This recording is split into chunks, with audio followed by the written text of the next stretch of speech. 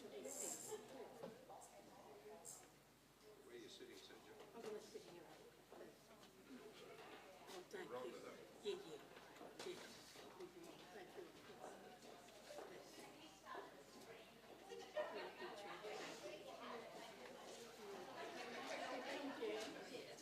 You come sit with us.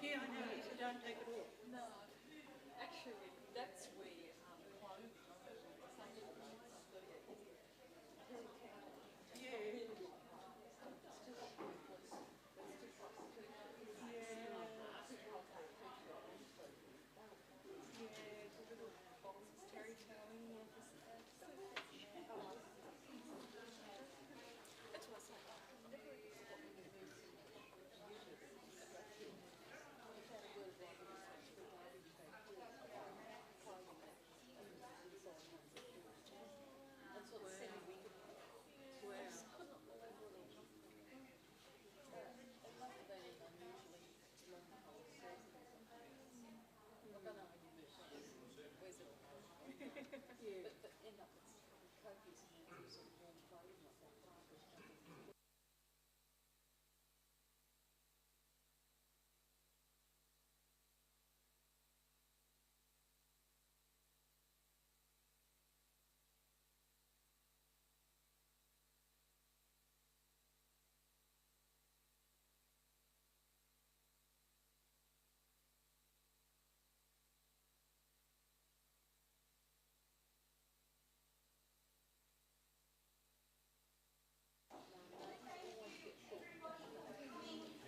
Tonight, I can see that the jackets have opened slightly, so they're a bit warmer, which is beautiful. I think our insides are a little bit warmer now. Are our insides warmer? Yes? You'll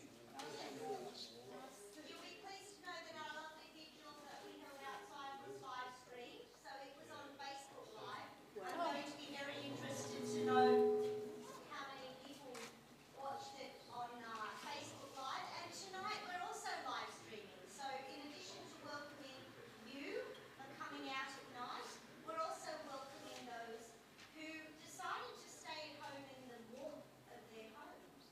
We are watching you. But we do say thank you for joining us, because you're here shows that this is an event and an issue that you really care about. And that is immensely encouraging, not just for the team who really decided to take this issue on, but also for our church community in general, who really do want to serve our community. Were you moved by the vigil? Yes. It wasn't only because, like a bridge over troubled waters is a very moving song. I think it was moving because we really got to pause and think about all those people who we know whose lives have been impacted. We're going to continue to burn the little candles. I think they're still they're still flickering out there. So they'll continue to flicker as we continue.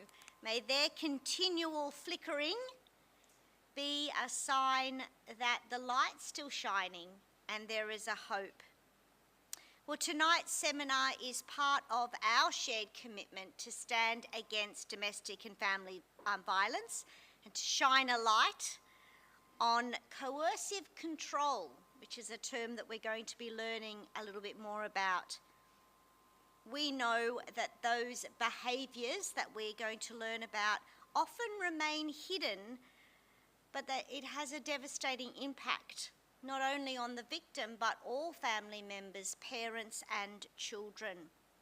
In a moment, we're going to hear a personal story from Elkie Atkinson, and she is a woman of extraordinary courage. In fact, when beautiful Kendra and I talked about the seminar, and Kendra is from Nova for Women and Children, she warned me, how on earth are you going to find someone who's going to have the courage to stand up and share their story? It's such a traumatic experience. And so we really honour Elkie for her courage as she shares her story with us. Her story, I've already read it, is raw, it's real, and it is deeply challenging. But she speaks not only to be heard, absolutely, but to call all of us, whether we be church members, whether we be community members, whether we be governmental representatives, to come together to act on this issue, because her voice is one of many, and tonight we're going to honour her strength and courage to speak the truth even in a place of pain and hurt. We're also going to be hearing from Nova for Women and Children, an organisation who do incredibly vital work in our region. Nova provides safe and respectful and empowering support for women and children experiencing domestic violence and homelessness. Their work is grounded in compassion, advocacy, and deep understanding of trauma. They're at the front line every day, and they provide emergency accommodation, outreach support, transitional housing, and helping women rebuild their lives in dignity, safety, and hope. We are also honoured that the Honourable Jodie Harrison has decided to stay with us. We thank you for spending time with us. Minister Harrison is the Minister for Women, Ageing and the Prevention of Domestic Violence and Sexual Assault. And she earlier unveiled our new, we've got two of them at the moment, red benches. We thank you for your leadership and for your commitment to face this very important issue in our society. Well, I invite us to listen not just with our ears, but also with our heart, because awareness is not an end goal, it's a beginning. It's a commitment to take a stand and be part of the action. May this evening stir compassion, open our ears and move us all towards being the answer of healing and hope. Let's begin, and I invite beautiful Elkie. Come on up, my darling, and if you would like to share your story.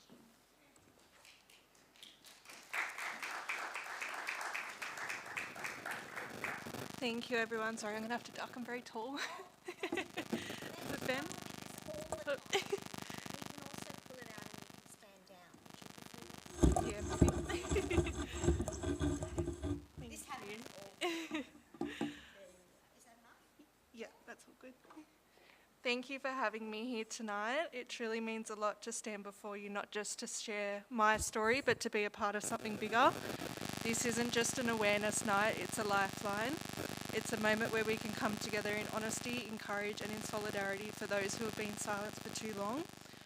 My name is Elkie and I am a survivor of domestic violence. Yeah. We are all with you. Thank you. And since speaking out, I've become a passionate advocate for change. Recently, I've assisted in organising the most recent rally at Newcastle Foreshore. I stood along the loved ones of those of Rachel McKenna, Emerald Wardle and Mackenzie Anderson, some of the beautiful women we've lost in the most recent years to the epidemic of violence we are facing.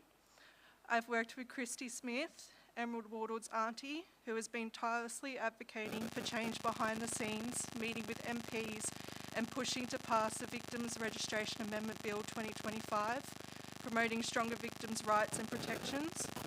I've also pushed for legislative reform, including Clare's Law, also known as a public domestic violence register, most recently starting an email campaign to put to local members of parliament that demands change in our justice system.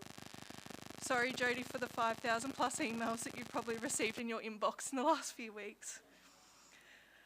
I've shared my story publicly and fought to ensure that all survivors are heard, protected and never forgotten, because I know how dangerous silence can be, and I refuse to stay quiet, and I know we can make a change if we refuse to stay silent.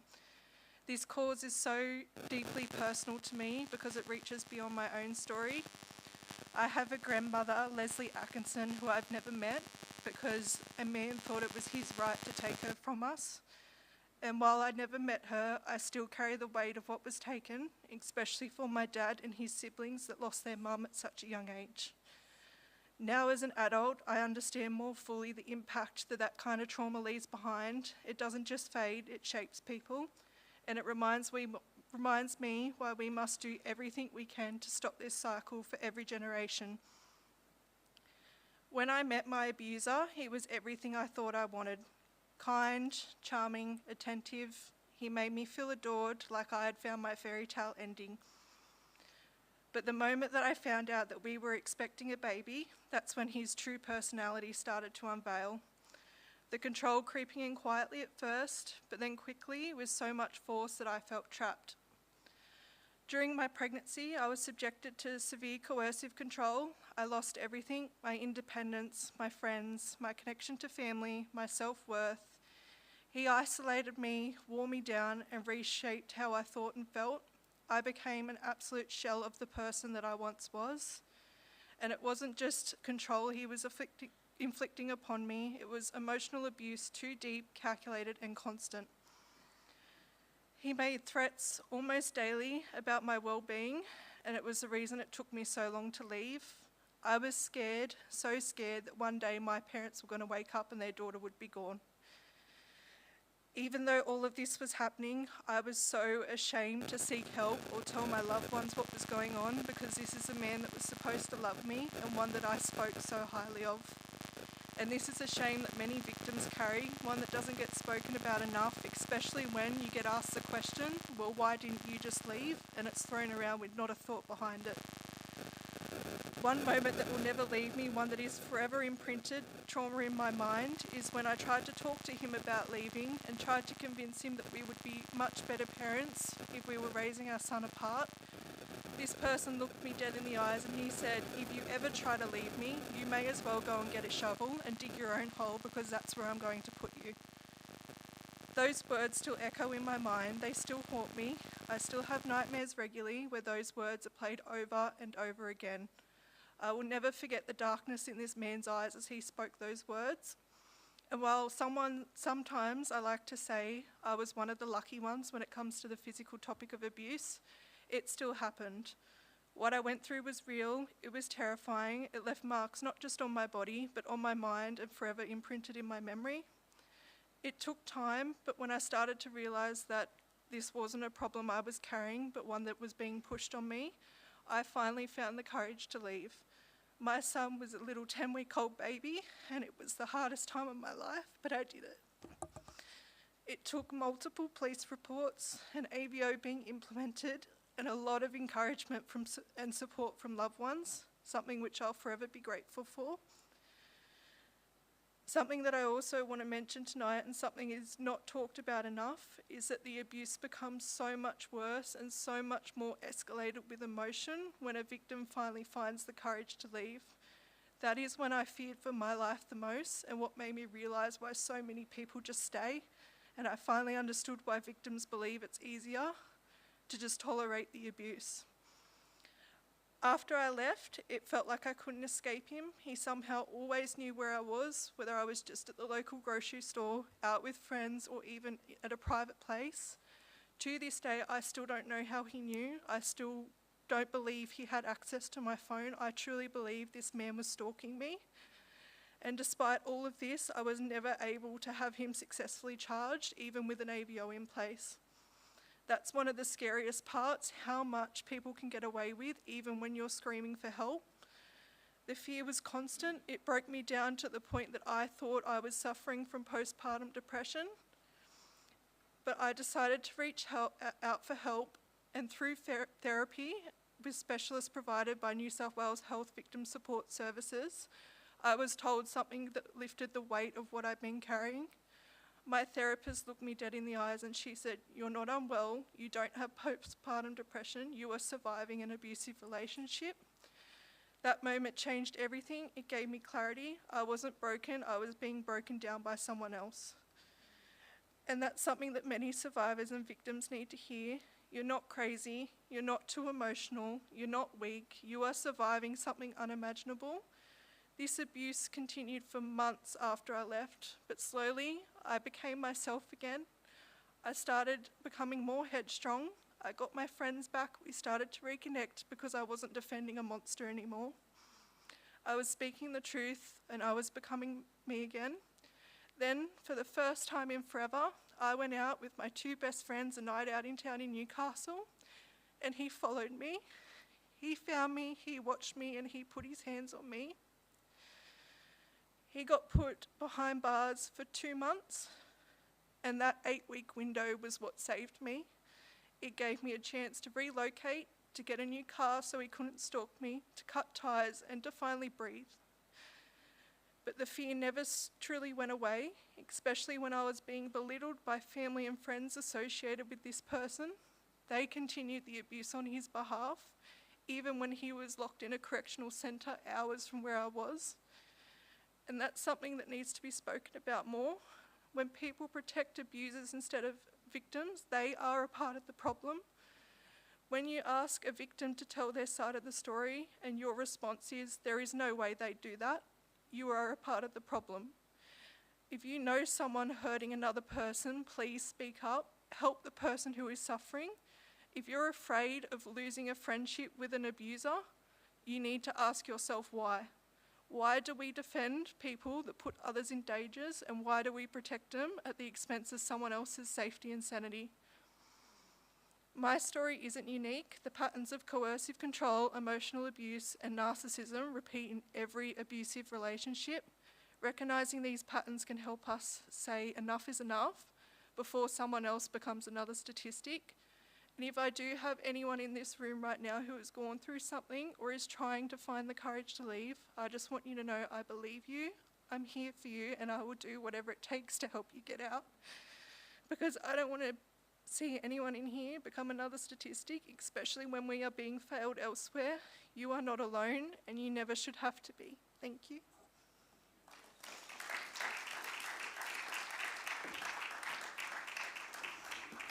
What a courageous woman. I'm wondering if I could grab Michael and maybe Julene, if you could go and pray with Elkie, just to have a time to recover. What a courageous thing, but when we share something personal, it's incredibly moving, and because we relive the story that we've just shared. So just take some time, sit quietly, just let them love you. That's what they'll do. They're really good at it, actually. And join us when you're ready to. Beautiful.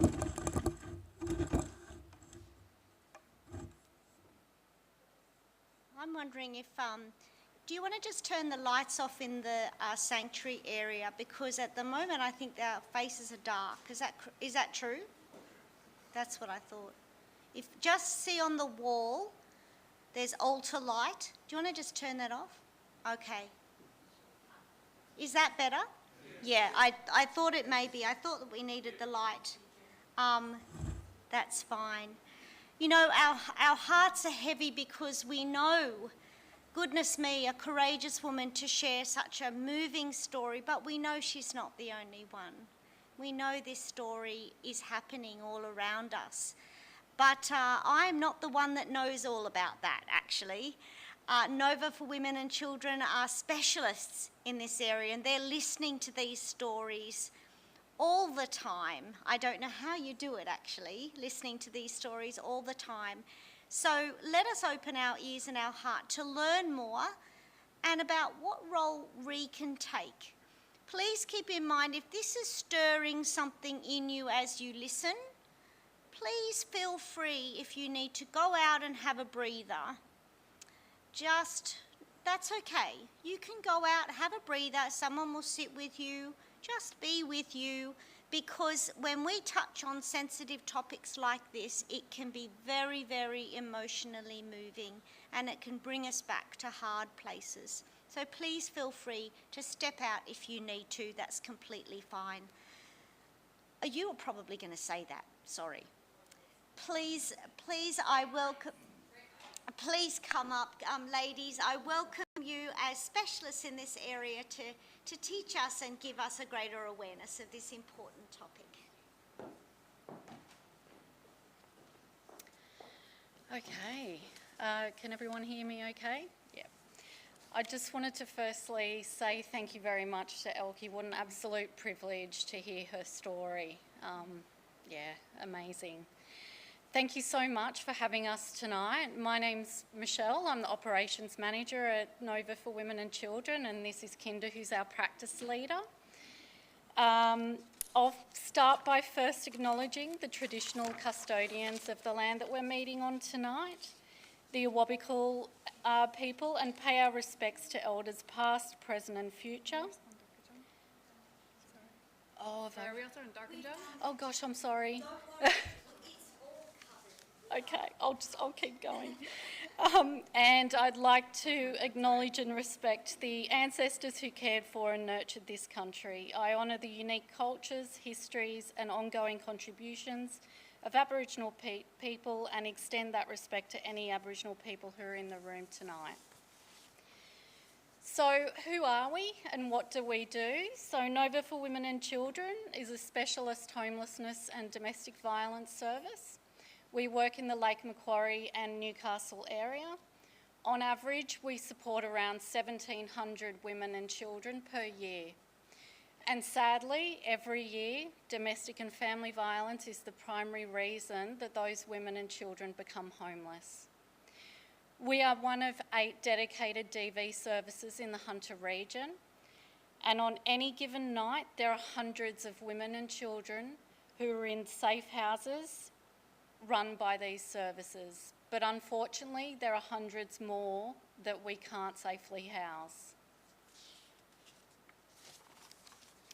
The purpose of our presentation tonight is to give you a brief presentation on domestic and family violence to increase your awareness of what domestic and family violence is, including the different types of abuse. We're going to discuss the myths and barriers to leaving an abusive relationship. We'll provide you with some data and statistics, and we'll also go through and increase your confidence in how to help, both what to do and the things what not to do. We'll hopefully have a bit of time at the end for any questions that any of you may have as well. So what is domestic and family violence?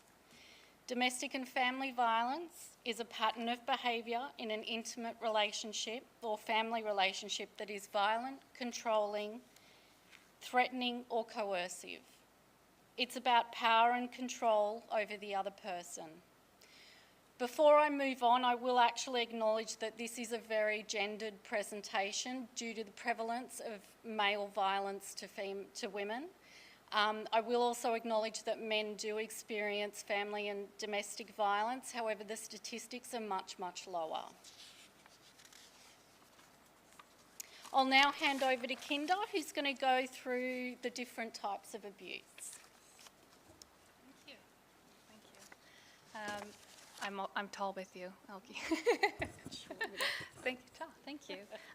I also want to just thank you for the privilege of hearing your story.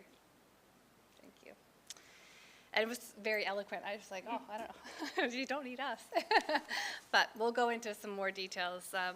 This is, of course, as Michelle said, just a brief overview. So it's not wholly encompassing, of everything. And you have 2 other fantastic sessions to explore and learn more and more as we go. So watch this space and continue. So we're going to cover the types of abuse. This is the typical consideration. So there's verbal abuse, and this is where using verbal insults to belittle, humiliate, degrade, demean, and or intimidate. So this may be done privately or publicly. Yeah, sorry, just going to say something, but I'm holding it. There's also psychological and or emotional abuse. It gets interchanged. So this is making someone feel like everything is always their fault and that they are always wrong, subjecting a person to personal criticism and ridicule to purposely undermine their self-esteem and sense of worth. Sometimes, have you heard of the term gaslighting?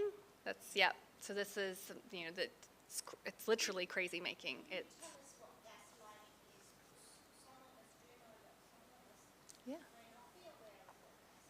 absolutely. So gaslighting came about from I believe it was a play originally, then a movie called Gaslighting, and it was about the male in the movie would do things that,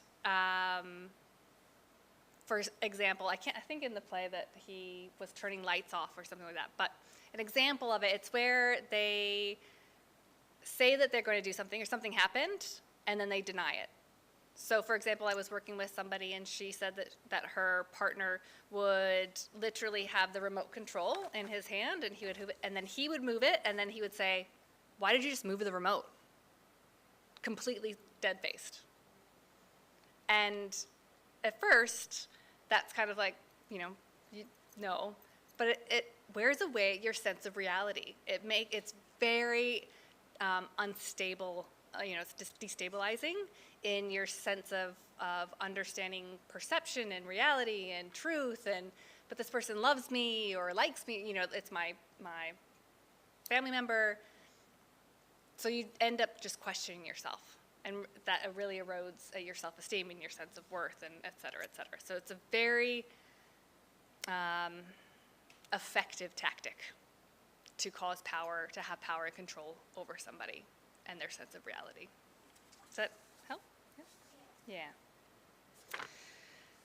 So we also have social abuse. This is isolating a person from family or friends, preventing a person from having a job or making them move to locations where they know no one. So, just think in the social realm of how a person can impose their control over somebody else. Spiritual abuse. So this is, denying choice. Preventing someone from practicing their belief or using spiritual religious beliefs and teachings to justify abuse. Forcing someone to do something against their beliefs, using a position of spiritual authority or to dominate or manipulate somebody. There's physical abuse, which is the most common form of abuse. So not only is this physically hurting somebody, I think it's important to also acknowledge that destroying property is also falls into lots of categories, but that is also considered physical because it's a physical act and very threatening and intimidating. So even though they didn't hit me, but they punched a hole in the wall next to me, that's still very scary, right? Sexual abuse, so any sexual activity without consent, persuading or forcing someone with the misuse of scripture to participate in sexual activity. This is not consent. We have financial and economic abuse. So this is limiting someone's access to money, providing only an insufficient allowance or not allowing access to bank accounts. Another thing that we see often is creating debt in someone else's name. Making a person explain, justify any spendings,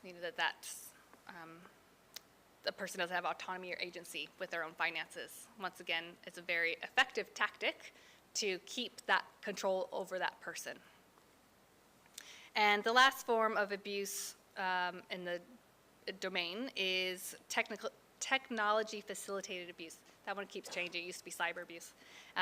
So using any form of technology to threaten, track, harass, stalk, monitor, or control another person.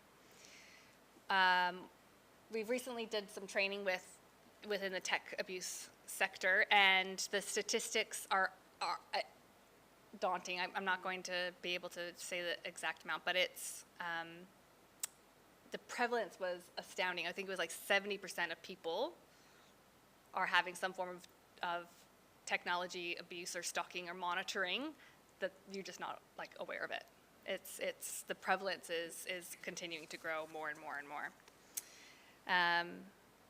So all of that leads to, so those are the domains, and the behaviors fall within that, and some of them can mix and match, fit into several of those categories. The whole purpose behind it is power and control. So I do it, yep. So on that wheel there, sorry, if you want to go back a little bit, yep. So power and control, it's all about establishing and maintaining this sense of power and control over another person. It's not about losing control, it's about having control. Yeah. And so then, now I'm ready for you, thank you. Coercive control is the underpinning dynamic of family domestic violence. So it's perpetrators or people using abusive behaviors can be subtle and specific to the abused. Coercive control can have physical, emotional, psychological, spiritual, cultural, social, and financial impacts. So all those forms of abuse then obviously have an impact on the person. As Elke said, there's a ripple effect, that it doesn't harm just the person that it's being directed towards. It shatters communities and families. The impact of coercive control also builds over time. A perpetrator's abusive behaviors can make a person feel trapped, make it harder to seek and receive support, or leave a relationship. Elke said it so much more poignantly than we have in these slides, the power of story and narrative to demonstrate. Yeah. So recently, in July 1st, 2024, coercive control became a criminal offense in New South Wales. So when a person uses abusive behaviors towards a current or former intimate partner with the intention to coerce or control them, it is now an actual criminal offense. I don't know if there's been any prosecutions at this point in time. There has been, Jody? Oh, okay, it actually went through. Oh, amazing, good, yes. But it is quite difficult, as you can imagine, to build the evidence for a criminal case to demonstrate at that standard what a person's experiencing. We can have this conversation about it and you can feel it, what's happening to me and in my story and understand it. But to explain it on that level is quite challenging and undermining and traumatic to the people being abused as well. So that's what coercive control is, or the starts of it. So now we're going to do some stats, some statistics. 1 in 3 women, so about 31%, have experienced physical violence since the age of 15. 1 in 5 women has experienced sexual violence since the age of 15. 1 in 4 women have experienced violence, emotional abuse, economic abuse by a cohabitating partner since the age of 15. So just wanting that to sink in for a second. It is in Australia, however, it is actually kind of worldwide. There isn't much variance within the Western cultures. Yeah.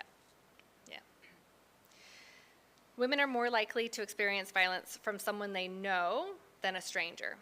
35%, according to this, and it's very underreported compared to 11%. So that there's that common stranger danger, and that you should be worried about the person that you don't know walking the street. Actually, you're much more likely to be hurt by the person in your house and the person that says that they love you.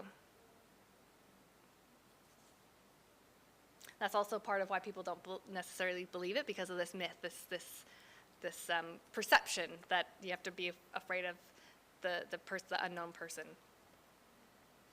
Aboriginal and Torres Strait Islander women, called women, people who identify as LGBTQI, young women and women in regional or rural remote communities are at a greater risk of experiencing domestic and family violence, and also having more difficulty accessing services. So there's more prevalence in those population groups. In New South Wales, there are approximately 2,500 reports of DV to the police every month. But this is likely only 40% of the actual incidents due to underreporting.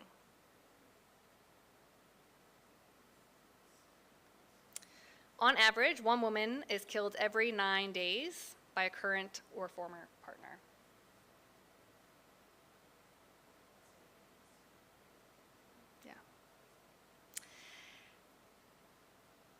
When I wrote this report. The current number of women who have been killed here in Australia due to gender-based violence was 22 this year alone. And in 2024, there were 76 women.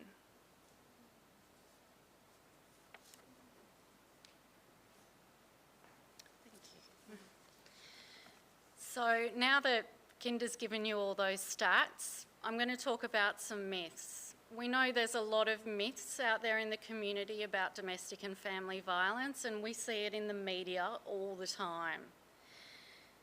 The first myth, family violence happens because men get angry and they just lose control. The fact is, family violence is a choice. It is about getting control. Many men who are violent at home can control their temper elsewhere. They choose when and when not to use the violence.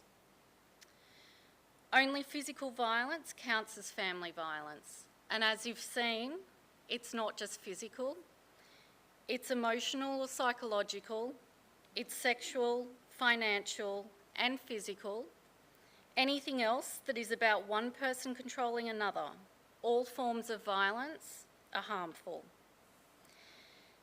The next myth, only low-income families are affected.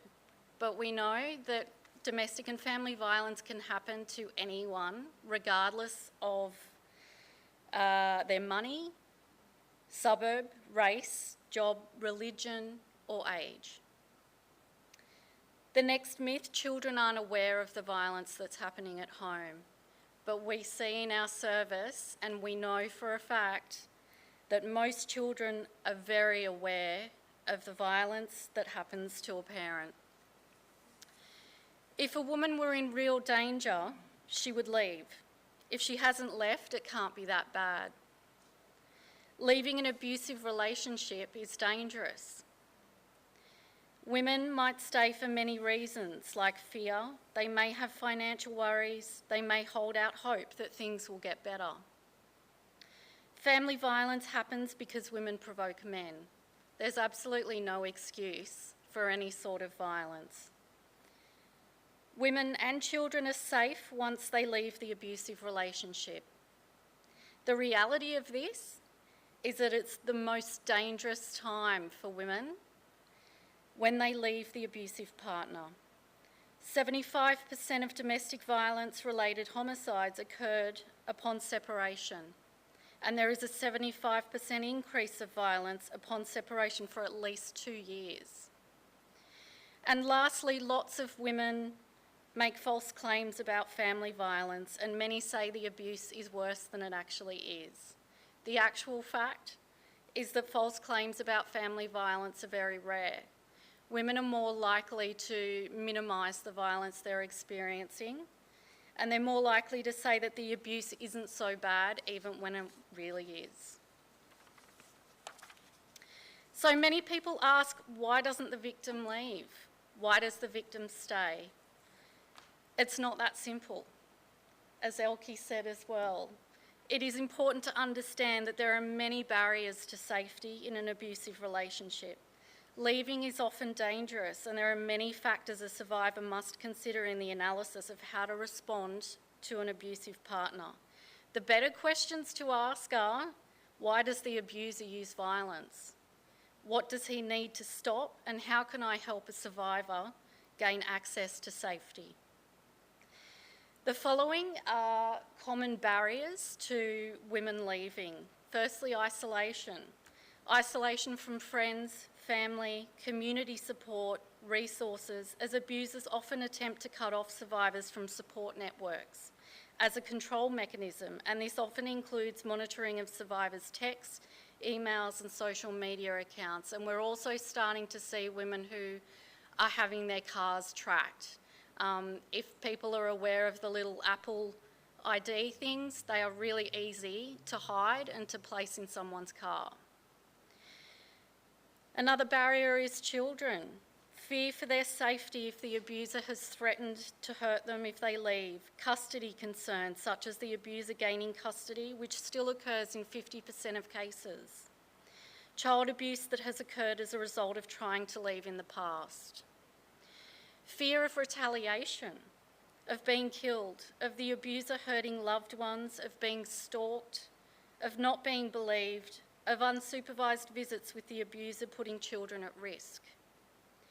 Physical harm that occurred after trying to leave or after having called the police or after seeking medical attention. Threats, the abusive partner may threaten to commit suicide or hurt their partner or children, other loved ones and or pets. Threaten to call immigration, threaten to take children, threaten to out their partner to family or co-workers. Economic necessity. The abusive partner may control the finances or be the sole source of finances for the family. The abusive partner may have destroyed the survivor's credit or forced joint accounts, making starting over financially not feasible and really, really difficult. We often see in our work that the impact of this leads to women and their children living in poverty because they've escaped. Homelessness. The abusive partner may threaten to kick the survivor and possibly their children out of the living situation, and domestic and family violence is the biggest reason for homelessness for women and children. There's a lack of resources or information about available help, such as a lack of transportation to services or a lack of access to the internet to find services, a lack of information in the survivor's language, or a lack of information about what their rights are. Refuges and crisis accommodations are full, as we mentioned at the beginning. Immigration status, fear of deportation without partner's support, fear of separation from children and fear of law enforcement. Culture, religion and family pressures to stay together. However, it is important to note that all cultures have traditions of resistance to relationship abuse. Culture cannot excuse relationship abuse, though abusers may use culture as a way to justify their choice and their actions. Abuse is not inherent or natural in any culture or group, it is a choice. The hope and belief that the partner will change, often resulting from manipulative tactics by the abuser. A connection to partner's well-being, fear that the partner will be arrested or imprisoned or deported, which may have consequences for retaliation or finances or consequences for their children. And lastly, shame. Shame is a really big one, and shame or the belief that the abuse is somehow their fault. And a lot of that comes from societal victim blaming that we see all the time. So what can you do as a bystander if someone discloses that they are experiencing domestic and family violence? The three most important things that you can do is to listen without interruption or judgment, to believe and validate their experiences, and to provide information that will support them to make their own choices as much as possible in what happens next. You do not need to fix the problem for them. You don't need to give them solutions or provide counselling unless that's what they want, of course. But I have to say it's really important to note that men play a really, really important role in stopping and preventing violence against women and children. You can recognise that men's violence against women is a men's issue that needs attention and action. You can be a positive role model to other men. You can reach out to other men who are abusive or violent at home to let them know you need help and their behaviour is not acceptable. You can speak up about why it's wrong when someone says something derogatory about women or acts disrespectfully towards women. And you can swear an oath to never commit, excuse or remain silent about violence against women.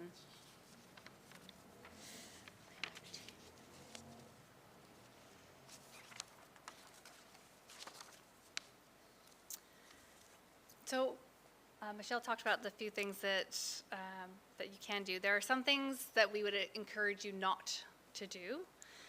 These include talking about your own experience of violence. If somebody has the courage to disclose to you, I can appreciate that wanting to talk about and relate, that's a common thing, and that you're wanting to share that. However, in those instances, sometimes talking about your own story detracts from their story, and that may make that person feel minimized, even though that wasn't your intention. If you ask a lot of questions or try to find out more details, unfortunately, the experience of the person telling you about their story may feel like you're asking questions they have to justify it or explain, and that you're judging them, so it can be counterproductive. Once again, I know that if that was the case, that people doing that are curious and want to understand. However, the experience for the person may not be what you're intending when that happens. Obviously, to not judge or criticize their choices, whether that's to stay or to go. As we talked about, there's so many reasons why a person may be staying, and that is the safer choice for them at that moment. And so being criticized for that choice is going to make them less likely to come to you or somebody else in the future when they are ready to leave. Make comments that imply there's something they could have done to protect themselves. Trying to help may increase risk. So an example might be from that is if you know the person, if it's a family friend couple that you have dinner with or something like that, and something's coming to light, or you know after this, your awareness has shifted and you're picking up a few things that you may not have recognized before, and you're thinking, I'm not going to be silent anymore, I'm going to say something, and so you say something to him. And that is important, but it also may increase the risk to her. That make sense? Yeah. Get angry or frustrated at the person or their experience. So sometimes, once again, well-intended, that it is outrageous, like literally outrageous, that people are hurting other people. And being angry about it is a natural response, especially if you care about the person being hurt. However, once again, the experience for that person is that it's detracting away from their experience. Now the conversation has shifted to making you have to feel better as the person listening, rather than the person experiencing it. Yeah? Don't pressure them to ... fill in the blank. Go to the police. Talk to a service. Them talking to you is a major step. And if and when you are that secure base that listens and judges and is just with them, is going to then make it so much easier for them to fill in the blanks, do the ... the next steps, after that. It's a process. To try to fix the problem for them, once again, of course, well-intentioned, nobody likes to see other people hurting, and especially parents, right? This is the thing, you don't want to see your kids hurting. You don't want to see your friends and your family hurting. You want to fix it. And it feels very disempowering to not be able to fix it. Unfortunately, it is actually disempowering to the person when you are imposing upon them a way to fix it. It's much more empowering to help them find the solution and the support that they need to be able to do that. That takes a lot on your part, just acknowledging that as well. Tell them what to do, but that falls into the last one a little bit. And then talk negatively about the person that is using violence. Once again, we might want to collude and be on the same side with them, and we might actually be thinking that's horrible. However, that might be the father of their children. They very much probably still care about that person. They don't want to be abused, but they don't hate the person, or there's oftentimes a lot of really great memories and moments. It isn't all awful, and so it can be quite conflicting when then the person, our friends and our family are talking negatively about that person if and when the person is being having violence put against them hasn't made that decision for themselves yet. It can be quite conflicting, so that can be hard. So we have some services here. These are just a lot, and also not exhaustive. I'll share them, or you have them, Ribbon has them, to know where to go. We brought some cards, 1-800-RESPECT, which is the 24-hour crisis line that we have for everybody, and then there's some other resources that we have available to you. I won't go through them all, but yeah. So I'm sure that I went onto your website, and very tech-savvy congregation here with all your YouTube, everything. Yeah, I was very impressed. I didn't know what we were going to be walking into here.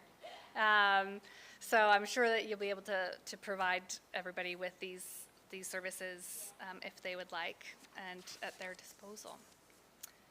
I don't know. We did well this time. Is there any questions? No, so what I wondered Yeah. if we wanted to do, we need to digest. There's been an enormous amount of important information. Yeah. I'm wondering if we would like to share a cup of tea and coffee with some very delicious slices that are going to help it go down. And while we're appeasing our stomach with delicious slices, we can think of any questions that we may like to ask, because we have a very important gift donation to give to you and the important work, and I think that that would go very nicely together. It also gives you an opportunity to have a bit of a drink before launching into questions. Is that okay? Yeah, of course. Lovely. I do believe, beautiful, Libby, is the urn all ready and hot and scalding? Yeah? Please do share, have a hot tea or coffee. There's some slice, but don't go away because there is more to come. But do think up questions that you may have. I also want to just reiterate, thank you as well, that to hold compassion for yourselves. That was it. This is a lot of information that we gave, a lot, and very content heavy.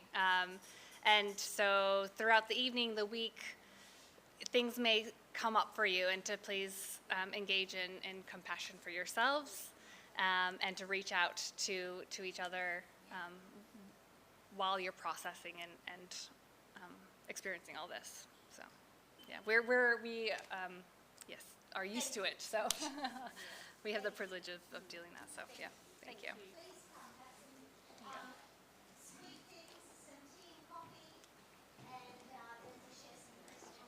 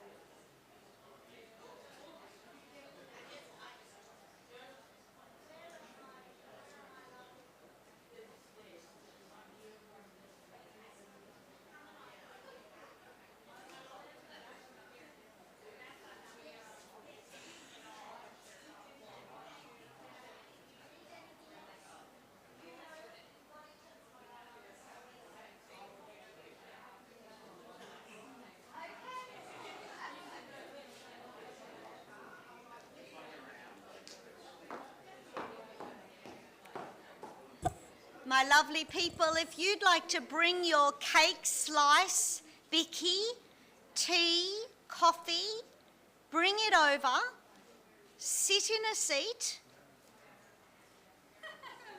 It doesn't matter if you drop crumbs because it's a tiled floor. So bring your little extra bicky over with you. And if we can get started on our Q&A, it means that we don't have too late a night. So please, I have a puppy dog right next door who I had to go and feed because he's a diabetic dog, so he had to be fed at a particular time. And he's complaining with, "You've left me." Yes. What my? Oh. Those eyes. I know. I know. Yeah, they bore holes in the heart. You're going to head off? Okay. Thank you for coming. Oh, my pleasure. Thank you. I probably won't be here next week because Okay. Tuesday I've got to take my darling down to the Okay. To Tuesday, to the dinner. and I might not be here Tuesday. Oh, Definitely not okay. Tuesday, but if Thursday, then I'm at home here. Okay. Just getting up upstairs to go in, to go to the office. Right. My little, I'm handing it back over to the experts, but please ask questions. I know I can always come up with a question if I need to, but I'll let you go first. And we may not have an answer, but we will do look our into best. it if we can't answer it. Yeah. Yes.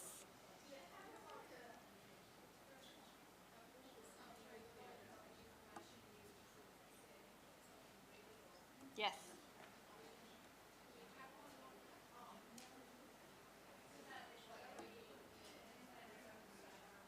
Yes.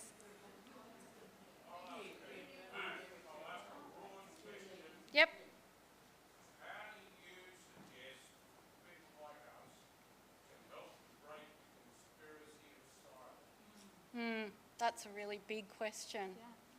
You're hitting it off hard. Thanks for that. I think stop being silent and talk about it. And talk about the myths that we've addressed tonight and talk about the realities. I think that's probably, Yeah, I think finding the courage, that, as we know, courage isn't the lack of feeling or, fear, it's in spite of. And so leaning into that courage to have those uncomfortable conversations or even just small little bits. I think that also pulling people up and just saying, hey, that's not on, like silence condones, right? So when we stay silent about the little things, it's so much harder to acknowledge and talk about the bigger things. And so if we start building our resilience and tolerance and capacity to challenge each other again, which is in this world is hard. It's a forgotten skill set, I think, a little bit. That will continue to have some ripple effects to be able to then have, change the tide as well. Yeah.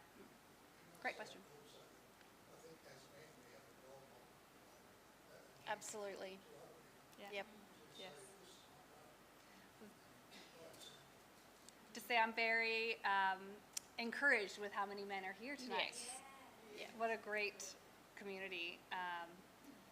That it is a men's issue because men are unfortunately not, the people often being abusive, but the victims of it as well, Yeah. The kids and that hurt people, and so it takes a lot of courage and really, to be honest, our experience is that, it's much more impactful when a man pulls another man up compared to when a woman pulls a man up. They're much less likely to listen. But if their mate says, "Hey, mate," nah. Not cool. That has so much more impact. Yes. 100%. Yes. Yes. Yes. Yeah. Yeah. Yep. Absolutely, completely. Here, here. I remember because we had a little girl and a little boy, and I think Peter was about 3, and he hit Colleen, who was about 5. Well, I pulled him up and I said, little boys don't hit little girls, and he said, but she hit me first. And I said, I don't care. I said, I don't care. Little boys don't hit little girls, and you start when they're this big. Yes. Yeah. Yeah. Yeah. That's absolutely it. That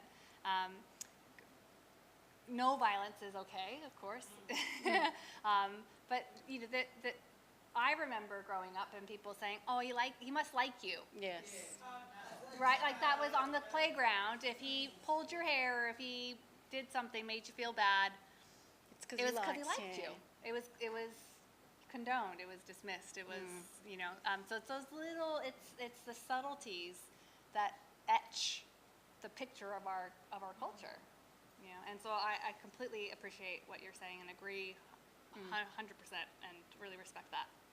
And that it's and I love that you were talking about it to both children, because oftentimes when when I would do like a DV group and the moms coming out of it and feeling very empowered and talking about how they're going to teach their children, their daughters, they say like, I'm gonna talk to my daughters about this, and they're never going to be an unhealthy relationship. And that's true, but the missing piece was always, and I'm going to talk to my sons about not being abusive. Yeah. Right, so thank you so much for saying that. Yeah. Does anyone have any other questions? My question is, so we have up at our corner a mailbox and then the poster with the 1-800 number, the 1-800 respect. So if someone calls that, what do they call? Are they calling a counsellor? How is that service actually serving somebody, whether you are with someone who wants to call but they're nervous, or they're calling it on their own? Yeah. What will they encounter when they call that? Great question. So 1-800 Respect will provide information and resources. It depends really what the person's wanting. They can call DV line or link to home to get emergency accommodation, and 1-800 Respect will actually be more informations and services and where to go for support.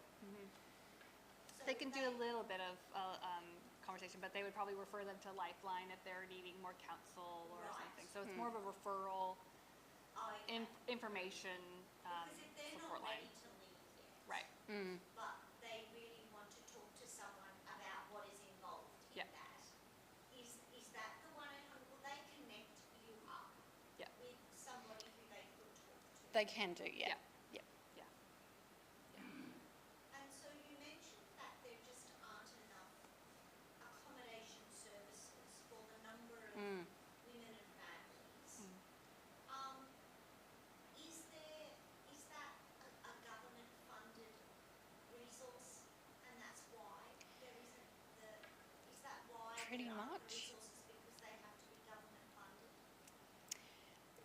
Yes, and our service is government funded, and the crisis accommodations and transitional properties we have are owned by community housing providers, and then we provide the support.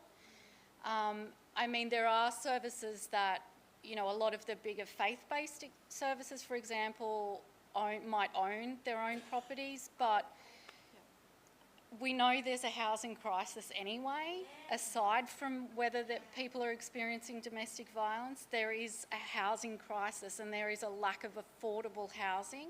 So it's not just about that emergency accommodation, it's also about where do the women and families exit to.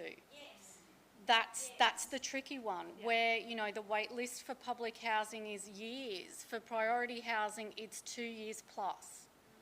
So there's only so much housing to go around, and then private rental we know is increasing every day. I'm originally from Sydney, so I'm used to Sydney rental prices, but I'm starting to see in the Newcastle and Hunter region that those prices are slowly increasing. If you're a single mum on a fixed income, it is really, really hard to get housing. And so that, you know, that's something we see, that families are now staying in crisis accommodation longer because there's nowhere to exit them to. I went to a house inspection recently for a rental, and there were 90 people. And so the competition, you know, that if you are a woman that doesn't have a credit history or a rental history, or it's not a good history because there's been violence in previous properties, Property damage. Debt. Then of course the likelihood of you getting chosen is pretty slim, right? And you can only be knocked back so many times before it really takes a toll. And you think, well, maybe I do go back, because at least then there's often that, you know, it follows that along. So yes, we need more money. Yes. And properties. So And if you have properties. any, we would be more than happy to help support you fill those with trained professionals to continue making a difference. Just plugging that, you know, for y'all. Yeah.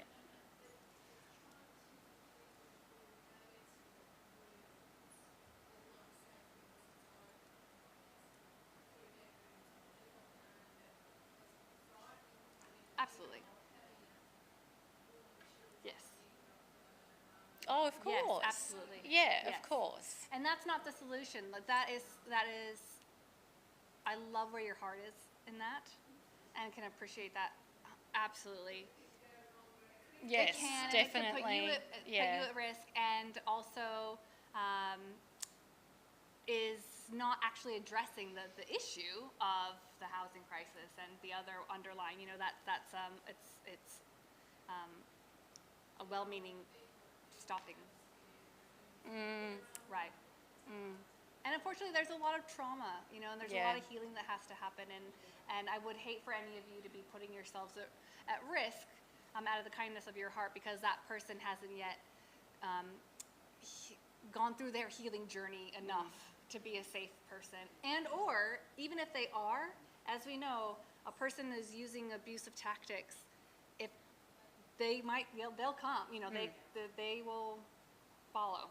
So even if the woman is doing everything right, they're still at risk, and then that could put you at risk as well. So I mean, that sometimes even happens at our crisis accommodation sites, which are actually confidential locations, but unfortunately sometimes perpetrators do track them down. Yeah, or tracking them in their car, or if you had if you have two devices and you're on the same Google account, or your same Netflix even. Like if you've had any kind of a shared account and they're kind of tech savvy at all, they can then clone and link in and keep accessing it, you know, and you would have no idea. So it's so much easier for people to use that cyber stuff. We just made a statement that hurt people hurt people. Is it very critical that people can be in this violent situation can perpetrators? Is that high percentage, or what's it? I sort of know firsthand it's not. Yeah, no, I mean- it's not. What can be done to stop that, to intervene in that process of it's a low behaviour? Is there anything to be done with teenage boys? absolutely.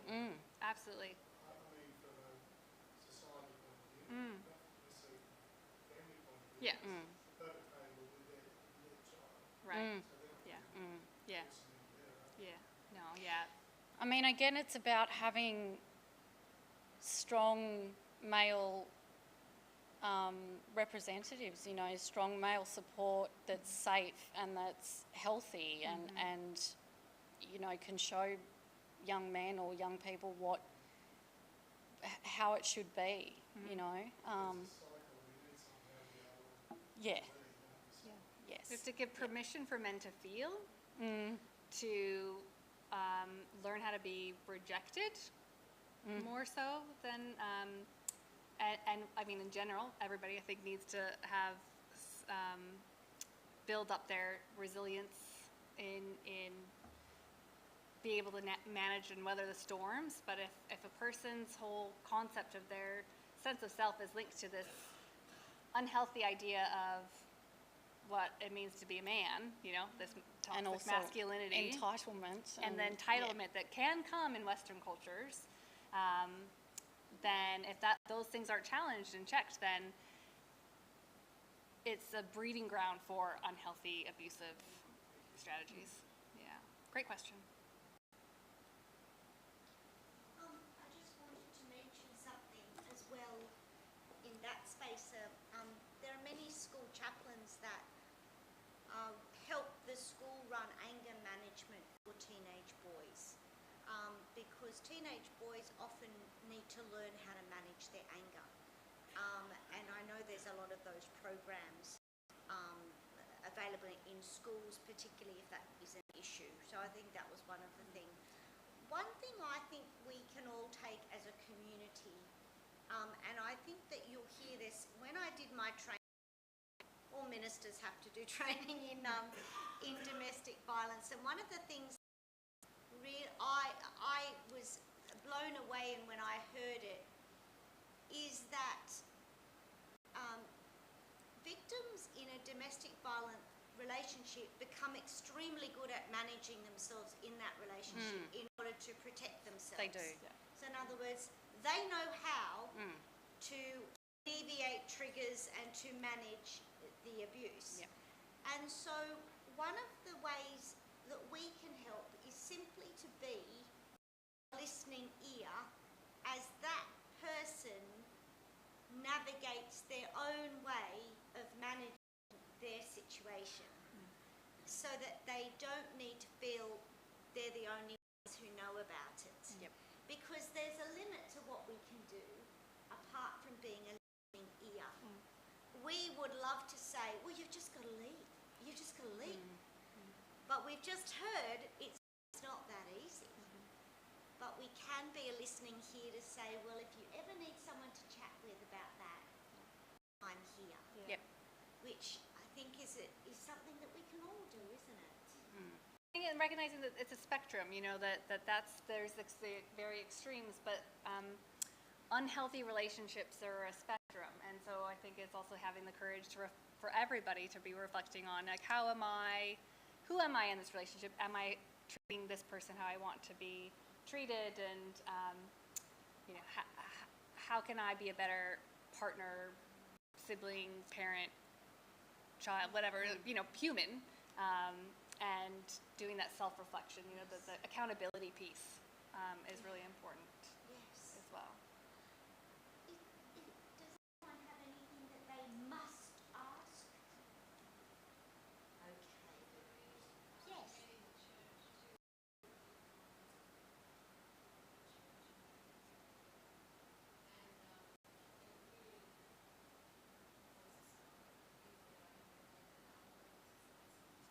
Yes. It's yeah.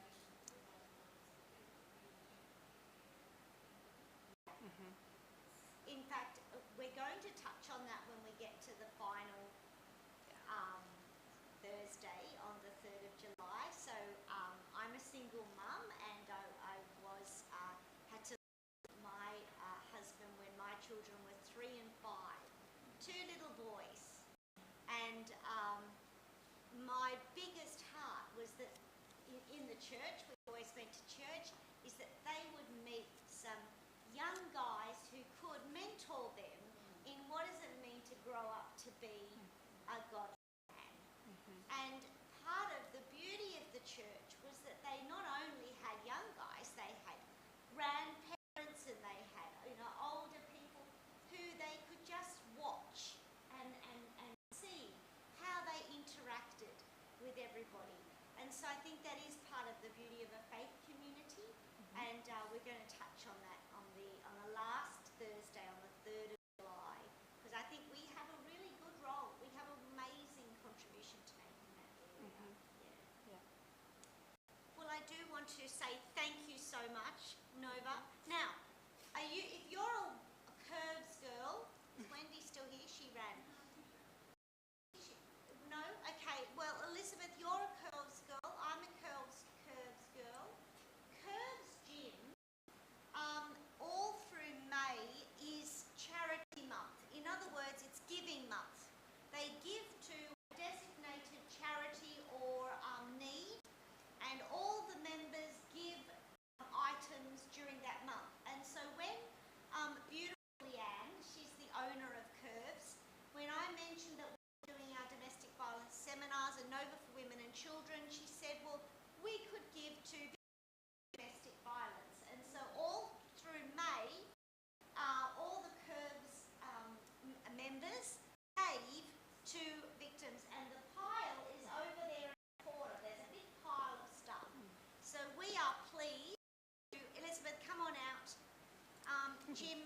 take a photo because Leanne really wanted to come. Leanne's the owner.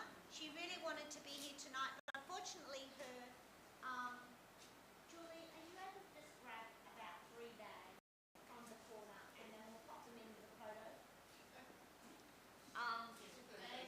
Well, I know, but we'll be representative of the bags to give to... Do you want to come and stand with the bags?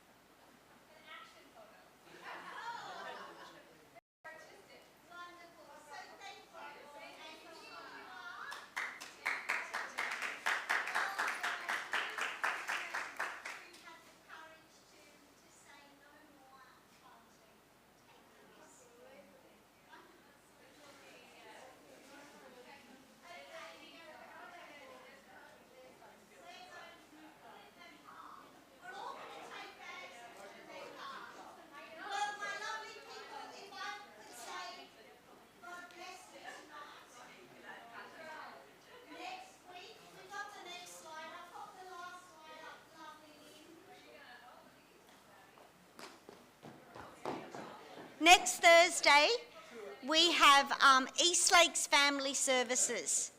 Eastlakes Family Services are a counselling service, and they particularly look at the dynamics of relationships. And what I really ask them to do is, how do we identify toxic relationships? How do we create boundaries in relationships? And so I really ask you to invite people along, to come along to that. It's very much a different sphere, but it's certainly connected to this issue of domestic violence. So that's on the 26th, next Thursday, 7 o'clock, Eastlakes Family Services, and bring your questions for them too. They are specialists in this area, in this particular area. So God bless you. Thank you. Go. Oh, it's June. It's June. It's 26 June. It's next Thursday. Sorry. Obviously did that really fast. Yeah, thank you. Thank you. God bless you. And if you would like to